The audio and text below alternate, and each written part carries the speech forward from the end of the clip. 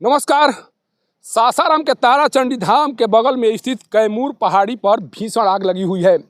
आग की लपटें लगातार आगे बढ़ती हुई जा रही है और तमाम कोशिशों के बाद अभी तक आग पर काबू नहीं पाया जा सका है। ये सामने का नज़ारा देखिए। सामने में अग्निशमन विभाग के जो पुलिसकर्मी है वो नज़र आ रहे हैं, कुछ वन विभाग के कर्मी भी नज़र आ रहे हैं और उनके द्वारा लगातार 4 घंटे से कोशिश की जा रही है कि कम से कम इस आग पर काबू पाया जा सके, लेकिन अभी तक आग पर काबू नहीं पाया जा सका है और दायरा लगातार, आग का जो दायरा है वो लगातार बढ़ते हुए जा रहा है। अभी तक बहुत बड़े भूभाग पर जो पौधे लगे हुए थे, जो पेड़ लगे हुए थे, वो जलकर खाक हो चुके हैं और इतना सब कुछ होने के बाद भी अभी तक आग पर काबू नहीं पाया जा सका है।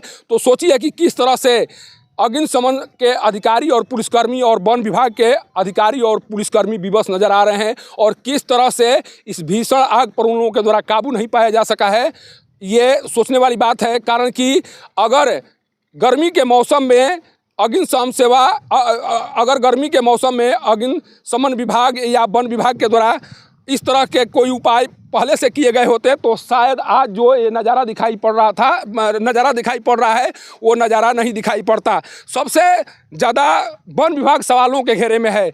वन विभाग के द्वारा अभी तक कोई इस तरह के उपाय नहीं किए गए जिन उपायों के माध्यम से जब जंगल में आग लगे तो उस आग पर काबू पाया जा सके।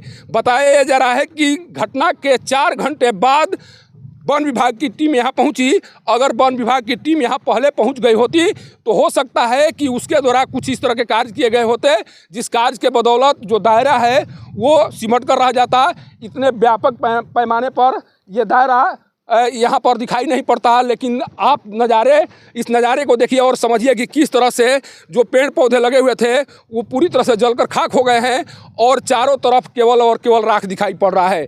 अगर इस तरह का नज़ारा सासाराम के इस तलहटी भाग में दिखाई पड़ रहा है तो अगर मांझर कुंड के पास आग लग जाए या उस घनघोर पहाड़ी में आग लग जाए जहाँ पर संसाधनों को ले जाने में परेशानी होगी, वहाँ पर आग कैसे बुझाया जा सकता है।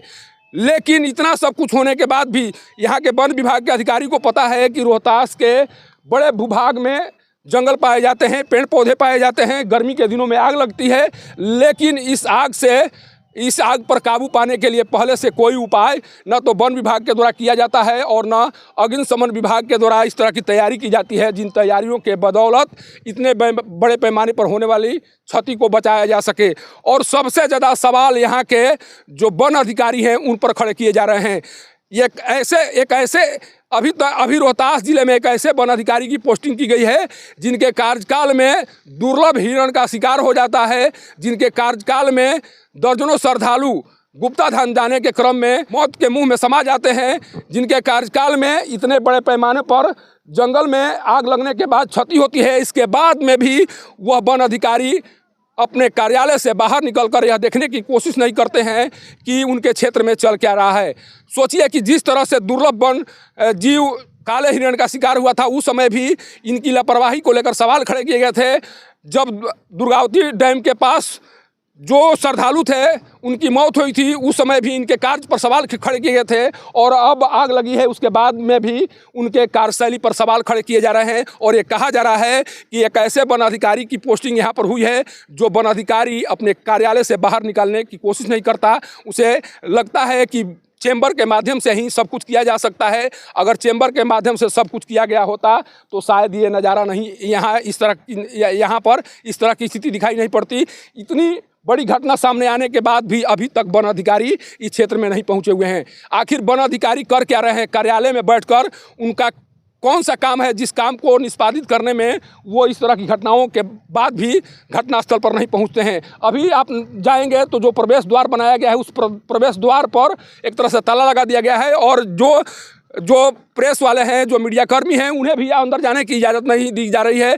कहा जा रहा है कि वन अधिकारी के द्वारा प्रतिबंध लगा दिया गया है कि किसी व्यक्ति को उस दायरे से नहीं जाना है, उधर उस रास्ते से होकर नहीं जाना है, जिसके बाद से वहाँ पर ताला लगा दिया गया है। और यही नहीं, जब यहाँ के डीएफओ से फ़ोन कर जानकारी लेने की कोशिश की जा रही है तो डीएफओ के द्वारा फ़ोन भी नहीं उठाया जा रहा है।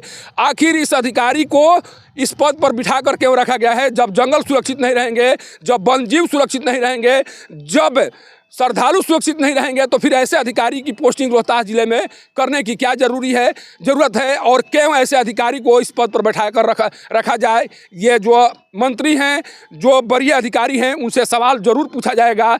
लेकिन इतना सब कुछ होने के बाद भी जो वरीय अधिकारी हैं वो चुप्पी साधे हुए हैं, जो मंत्री हैं वो चुप्पी साधे हुए हैं और उनकी चुप्पी पूरे रोहतास के वन विभाग को बर्बाद करने का सबसे बड़ा कारण बन रहा है और यह कारण आने वाले दिनों में इस वन क्षेत्र के लिए भारी पड़ेगा। सासाराम से पब्लिक न्यूज़ के लिए सत्येंद्र चौबे की रिपोर्ट।